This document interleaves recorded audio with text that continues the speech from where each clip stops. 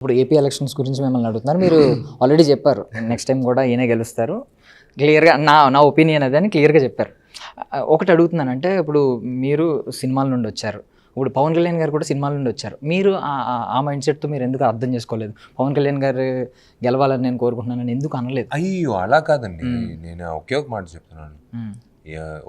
నేను ఇదే ఇంతకు ముందు కూడా చెప్పాను. ఒక కాలేజ్లో అమ్మాయిలు ఉంటారు, అందరూ అందమైన అమ్మాయిలు ఉంటారు, అందరూ లవ్ చేయగలుగుతాం ఏంది?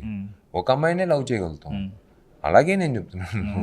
నేను వాళ్ళని చెడ్డగా చెప్పలేదు, వాళ్ళని నేను ఆదరిస్తున్నాను. నేను నాకు నచ్చిన వ్యక్తి గురించి చెప్తున్నాను.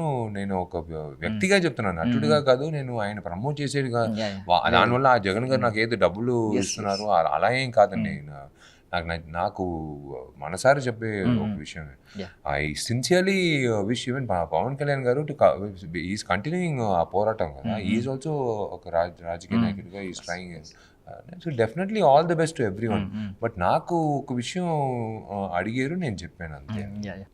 అంటే పురచ్చి తలపతి విశాల్ అని పడుతుంది. అంటే ఇంతకుముందు మీకు దాని మీద పెద్ద కాన్సన్ట్రేషన్, ఫోకస్ ఉండదు మీకు అసలు. పెద్ద అంటే కిరీటం మీద పెద్ద దాన్ని ఏమంటారు ఆశ అలాంటివి ఉండవు మీకు. సో ఫస్ట్ టైం ఇప్పుడు పడుతున్నప్పుడు అది చూసినప్పుడు మీకు ఏమనిపించింది? మీకు వచ్చిన అందరూ నువ్వు చెప్తున్నావు కదా మా అలాగే వచ్చి నేను ఎప్పుడు ఫ్యాన్స్ అని చెప్పను. వాళ్ళందరూ వచ్చి నాకు దేవుళ్ళుగా చూస్తాను, నా ఫ్రెండ్స్గా చూస్తాను. వాళ్ళందరూ నన్ను ఆదరించి అన్నయ్యని ఇలా పిలవాలి అని చెప్పేటప్పుడు డెఫినెట్గా వాళ్ళకి నేను ఆ మర్యాద ఇవ్వాలి. అందుకే ఆ విషయం. సో ఇందులో ప్రజా పార్టీ అనేది ఒకటి కనిపించింది అన్న మాకు బ్యాక్గ్రౌండ్లో ట్రైలర్ ఎండింగ్లో.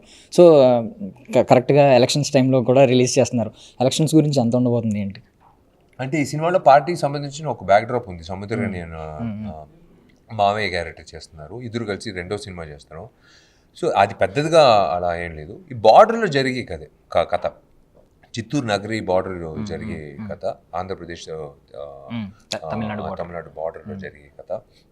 అండ్ అది ప్రత్యేకంగా రాజకీయం సంబంధించిన సినిమా అలా ఏం లేదు.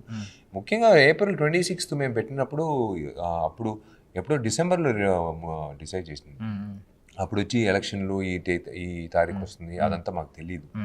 సో డెఫినెట్గా లైక్ ఇట్స్ సమ్మర్ హాలిడేస్ కదా, 100% చూస్తారు.